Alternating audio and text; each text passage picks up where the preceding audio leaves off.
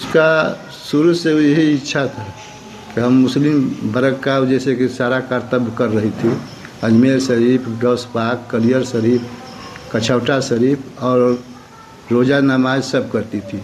वो रोज़ा रमज़ान महीना आता था तो शुरू से कम 30 रोज़ा रहती थी। एक आध को छूट जाता छूट जाता, 30 रोज़ा रहती है। नमस्कार, आप देख रहे ईमानदार तक। मैं हूं पीर मोहम्मद। दोस्तों, बिहार के रोहतास ज़िले से एक अजीब व गरीब खबर आई है।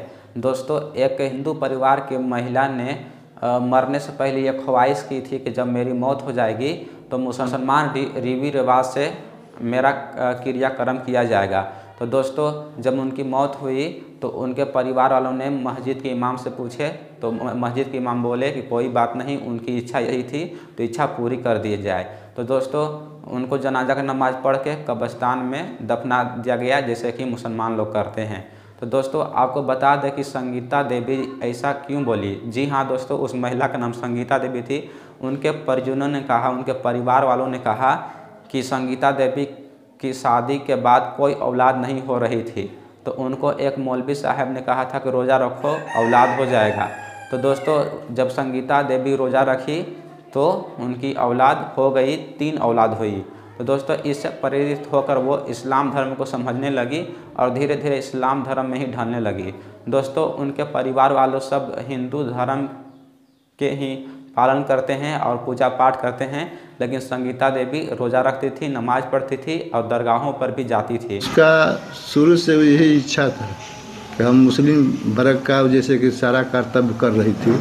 अजमेर शरीफ, गौस पाक, कलियर शरीफ, कछौटा शरीफ और रोज़ा नमाज सब करती थी। वो रोज़ा रमज़ान महीना आता था तो शुरू से कम 30 रोज़ा रहती थी। एक आध को छूट जाता छूट जाता, 30 रोज़ा रहती है।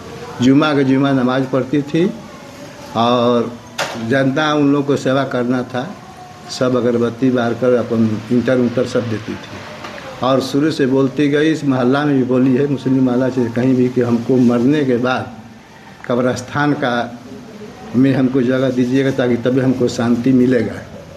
नहीं तो हमको अगर हिंदू रिवाज से अगर कुछ करिएगा तो हमारा आत्मा का शांति नहीं मिलेगा। मरते समय भी एक रोज़ बोल दी गई थी कि हमको मिट्टी मंजिल होना चाहिए कब्रिस्तान। तो हम लोग उसको आत्मा को शांति के लिए मुस्लिम वर्ग से मिले और सब लोग कहे कि नहीं, जब इसका आत्मा सब मोहल्ला जानता है। रोज़ा रमज़ान करती थी और रमज़ान के महीने में व्यस्त रहती थी उस माने के मतलब बाबा के लिए। और उस ईद के दिन वो अपना जो सेवई पूड़ी सब कुछ बनता था उसके, तो हमारे दरवाज़ा पर कम से कम 50 गरीब गुरुआ लड़का आता था, खाता था, मोहल्ला जानता है। कपड़ा लता जो इसका जितना शक्ति था वो बांटती थी।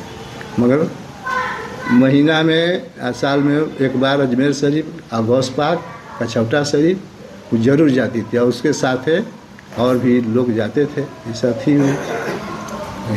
कहाँ उनको दफनाया गया? वही इस्लामगंज कब्रिस्तान में और मस्जिद में उनको ले जाकर नमाज का जनाजा का नमाज पढ़ा गया ताकि आत्मा को शांति मिले। रखा जाता है और सीधी सी बात है कि छठ भी होता है। पूरी चीज़ें कैसे होती हैं यहाँ पे? हम लोग पहले से तो हिंदू ही हैं, अभी भी हिंदू ही हैं, लेकिन माता जी को बाद में विश्वास हुआ तो वो अपना करने लगी। बाकी हम लोग हिंदू वाला छोड़े नहीं, वो भी सब पूजा पाठ जो भी है सब करते हैं। हम लोग इनका भी देखते हैं और हिंदू वाला भी करते हैं। जो भी इंसानियत के तौर पे ही होना चाहिए, हम लोग वही किए हैं। उनके ये जो उनकी मौत हुई तो मौत के बाद किस तरह का परिवेश रहा, परिदृश्य रहा यहाँ पे? सब ठीक है, कुछ दिक्कत नहीं है। हम लोग को मतलब खुशी है और माहौल भी वैसा नहीं लग रहा है कि कुछ गलत लग रहा है। माहौल भी खुशी खुशी का है, अच्छे से गई हैं। थी तो भी अच्छा माहौल था, खुशी खुशी नहीं है, फिर भी उस टाइप का नहीं लग रहा है कि मतलब कि कुछ हुआ है घर। दोस्तों, और उनके परिवार वालों का कहना है कि मुस्लिम धर्म के हिसाब से ही उनका 40वां भी होगा, तीजा भी होगा। जय हिंद।